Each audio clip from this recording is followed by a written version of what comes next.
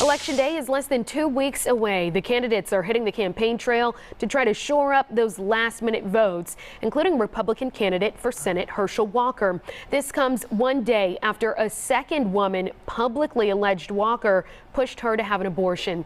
Candidate Walker, who denies the allegation, has stated he supports Georgia's new heartbeat law, which bans abortions after a heartbeat is detected. Fox 5's Deidre Dukes is live in Cumming, where Walker just spoke. Deidre, what did he have to say? And Mr. Walker pulled out of here just moments ago after his campaign speech. He stopped to meet with his supporters, some of them who remained behind, hoping that he would sign autographs or take pictures. And he did take pictures with several people here late this morning. Now, he did not address the controversy surrounding his campaign during his speech, and he would not take reporter questions following his speech here this morning. Now, a large enthusiastic crowd gathered here in Cumming for Mr. Walker's appearance. The event coming one day after a second woman came forward claiming the pro-life candidate paid for her to have an abortion in 1993. The woman, who did not reveal her identity, spoke via Zoom at a news conference Wednesday afternoon.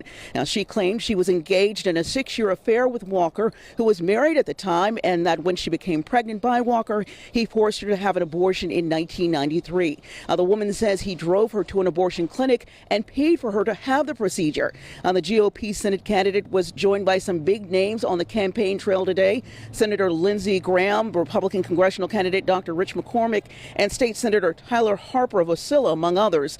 Walker did not address the allegations during the rally. I spoke with his supporters about the impact the abortion claims may have in the outcome of this tight race.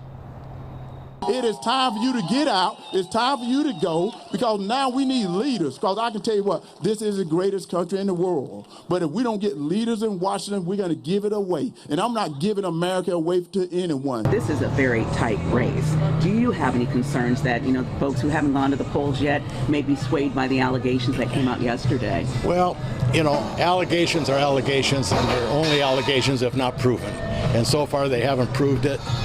In my eyes, I mean, you got somebody saying I can say anything. It could be an allegation, but you have to find the proof to it all. I am concerned about that. I think a lot of people may listen to it. I hope they don't. It's just rhetoric, but I don't believe it, and I hope that people will, still vote for him.